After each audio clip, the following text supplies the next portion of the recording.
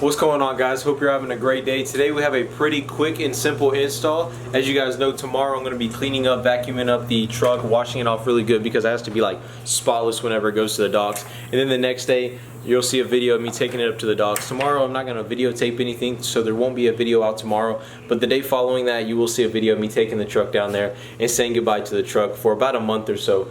But today, like I said, we got a pretty simple and easy install. A couple weeks back on one of my videos, a guy named Cred, he commented on my video. He said that I needed to get a heavy-duty green belt from Gates so it stops the Cummins squeak, which is to me the most annoying sound that the Cummins makes, because the Cummins is a great engine, great motor, makes awesome sounds, but the one sound that the second gen owners are so familiar with, if you're watching this, I'm going to show a clip here in a second if you don't know what I'm talking about. Maybe you drive a different vehicle or don't know what the second gen squeak is, but if you own a second gen, you know exactly what I'm talking about. But he commented on my video. I did my research, researched up Gates heavy duty belts and checked out their tensioners, and it said, you know, if you replace the belt, you should replace the tensioner as well. So that's what we're going to be doing today, guys. We're going to see if we can stop that Cummins squeak. I'm going to show you a clip right here of what the Cummins squeak is, so if you're not familiar with it, you know what it is. Then we're going to do the install. It should only take about 20 minutes or so. Shouldn't be too bad. And then after we do the install, we're going to see if it changed the squeaking noise, see if the squeaking noise went away, or see if it's still there. So here's that clip.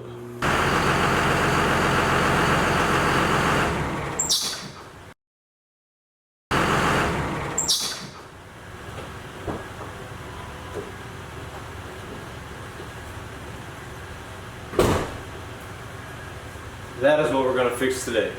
So the Cummins squeak isn't the most annoying thing ever, but you know, if you're turning your truck off at work or at school or whatever you're doing and people don't know about it, they might think something's wrong with your truck or like look at you weird if you don't know them and just be like, you know, I don't really care what they think, but if it's something that I can improve and stop making that noise for pretty cheap, you can get this stuff for pretty cheap directly from Gates, or I think they sell this in stores too, but I got mine directly from Gates, which I will put their website in the description below, by the way. It's going to be a pretty quick and easy install. I'll give you guys kind of a 360 of the belt. It's the famous green belt that everybody's always talking about. You guys will look at it. There's a part number for you guys. On the side. And it's got a green stripe Fleet Runner on the side of it. So that's the belt that we're going to be replacing today. By the way, there's no noise coming from the belt right now. There's no annoying noises or screech or squeaking while it's running. It's just when it turns off. That's the only noise that's coming from the belt whatsoever. But we're going to go ahead and replace both today and see if we can get that annoying sound to go away. Then here's our tensioner from Gates. Not too much to say about that. It's pretty heavy. It feels very well built. It doesn't move around. Doesn't feel cheap or anything like that. Definitely feels very well built. And I was looking online at the reviews. Everyone has awesome things to say about Gates. I'm going to see if I get you a part number real quick. This one's on this box. Okay, so there's a part number right there.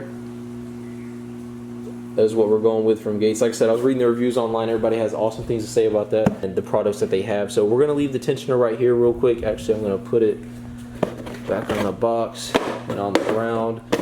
Oh, by the way, if you didn't watch my video yesterday, make sure you guys check it out. Finally got a bed liner in the truck. I promised you guys that I would show you today in this video what it ended up looking like.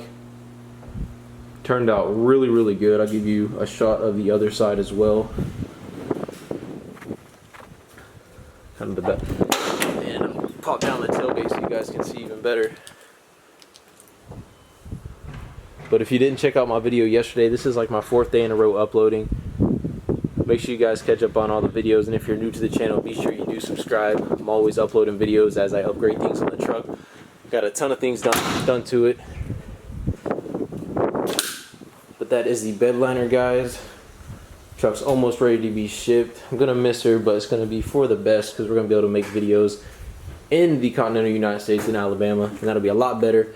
But we're about to get started. We're going to take this old belt off real quick. We're going to get the new tensioner on there, new belts on there, and then I'll check back in with you guys here in a minute. I took pictures of everything so I know how it assembles back together, but I also looked online at a diagram that I'm going to be referencing as well. So like I said, it shouldn't take long. It should be a pretty quick and easy install, and then at the end we'll see if it did away with the noise. Alright guys, so we just got the tensioner off the old one. All it took was getting our belt off, of course, first. The box end of a 3/8 ratchet, just turn it towards the engine, then it comes loose with the belt, and then you can take the belt off. And then you take your 13mm, and there's going to be the bolt right here. I did it from the top for the bolt, the 13mm, and then I went in from below with the box end of the 3/8 to get it out. But now we're just going to put in our new one. Be sure you keep your old bolt because you're going to use your old bolt for the new tensioner as well. Now we're going to throw the new one in and then throw the belts on. And as well as the diagram online, we're just going to use this too, just to make it easier for our belt routing, and then we'll check back in with you. Alright, we just got the new tensioner and belt on. It looks great, guys. Took us about 10 minutes. I had my buddy from across the street come over here and give me a hand loosening up the belt and everything. I didn't do the time lapse like I normally do because everything is inside the engine bay, and of course my intercooler and fan was right here, so you wouldn't be able to see anyway. But so I didn't do the normal time lapse that I normally do. Oh crap, almost tripped over my light. But here is the old tensioner.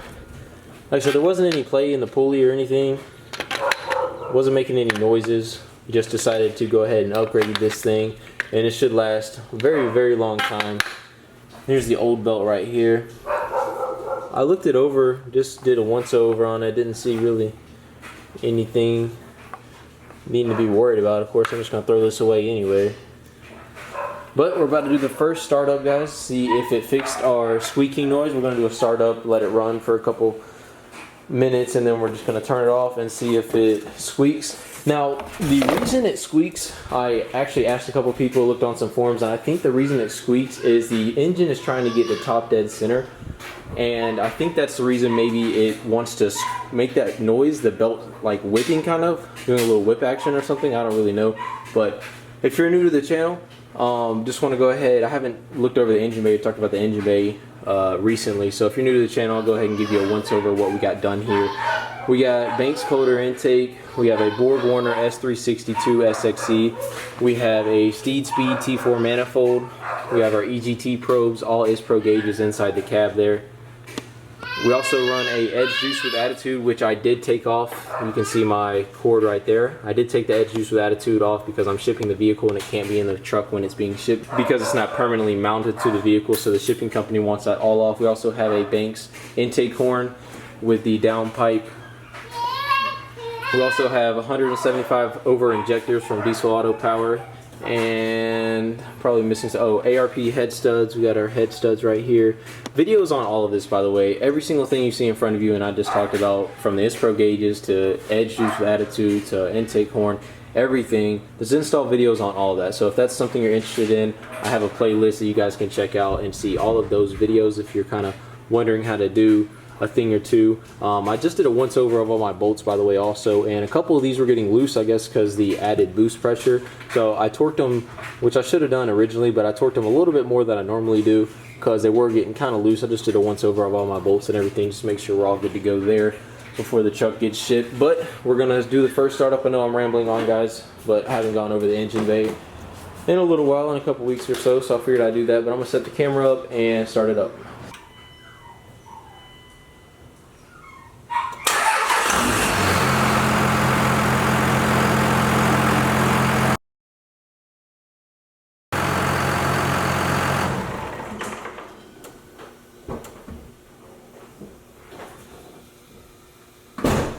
Awesome, no more squeaking noise. So as you guys saw, no more squeaking noise. It's not, like I said in the beginning of the video, it's not the most annoying thing ever. I could live with it, but if it's something that I can improve on the truck and not make people look at me weird when I turn the truck off, then I'm gonna do it. Like I said, it's cheap, really easy, really simple, and the belt and tensioner are gonna last us a long time. So we got this job done today. It was the last job here in Hawaii, last job in this garage. We've done a lot of things in this garage, guys, but that was the last install that we're gonna be doing in this garage.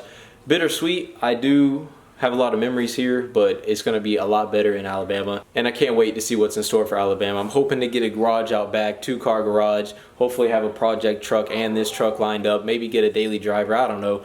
The ceiling is the limit, guys. We're going to have a lot of things coming to this channel, but that is going to do it for this video, guys. I hope you all enjoyed it. If you did, as always, please leave a like. Helps a lot with the search results, and that's for any YouTuber. Like, if you enjoy YouTubers' content, if that YouTuber's putting out great content, make sure you leave a like for them, because as YouTubers, that helps a lot. With that being said, I hope you guys enjoyed it, and I'll see you in the next one.